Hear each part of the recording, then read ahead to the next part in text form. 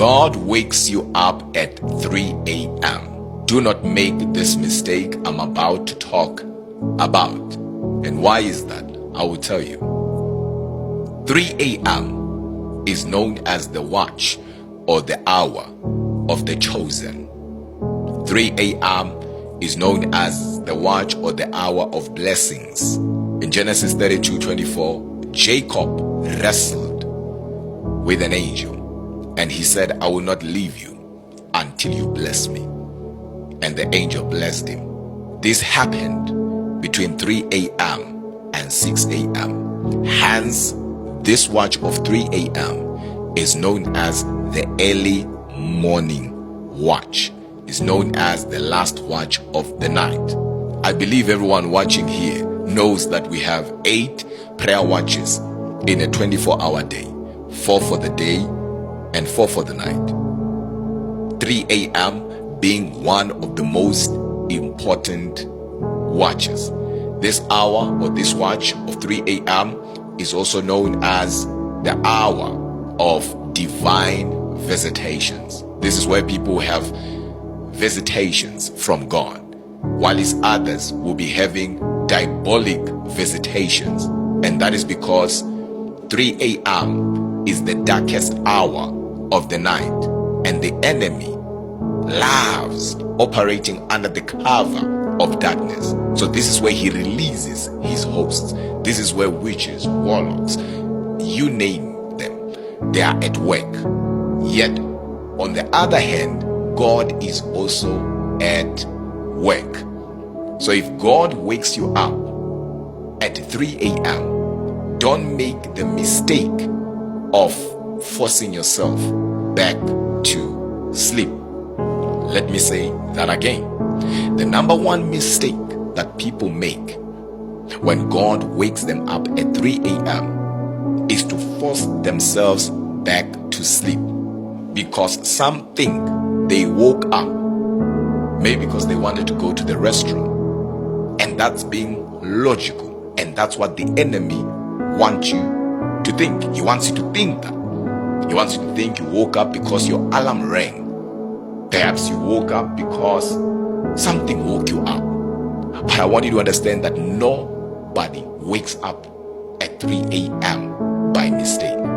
What you are dealing with is more supernatural than it appears. What you are dealing with has crossed the line of the natural. It's now supernatural, like I always say. Right there is an opportunity for you to tap in God's wisdom.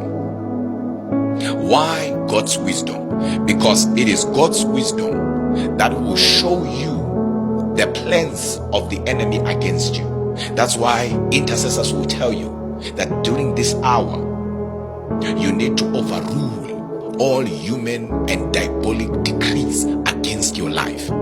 Because it is in this hour that things that are planned against you or your family in that day or for that day will be revealed as you are praying. So you tap in God's wisdom, and it is through that wisdom that God will capacitate you. You will end up knowing what to do, how to do it, when to do it, and who to do it with. Not only is your opportunity to tap in God's wisdom, but it is also your opportunity to tap in God's protection. This is where you pray for protection. This is where you pray for your family members. This is where you tap in God's guidance. This is where you tap in revelations. This is where you tap in God's strength. This moment right here is a special moment. And guess what? Not everyone wakes up during this watch. There are people who will set alarms just to wake up during this watch. But guess what? They will not even hear their alarm. But you, without setting any alarm, you are always waking up at 3 a.m. Sometimes it's 3:03. Sometimes it's just between 3 a.m. going to 4 a.m. And you always wake up and you don't know why. Today, you know why you are waking up. But there is more into it. Just knowing why you're waking up. You need to tap in your assignment. You need to start functioning in what God has called you to function in. You are not just an ordinary believer. You are chosen. And right there, you can reschedule things. Right there, you can redirect things. Right there, you can rewrite stories. That's why it is important that you don't take for granted what God Himself wants to do through you. And the 3 a.m. mystery goes beyond what one can comprehend. Hence Jesus said, the spirit is willing, but the flesh is weak. In Mark 14:38, He said, watch and pray. And this now hour of 3 a.m. is the right moment for you to materialize the supernatural into the natural.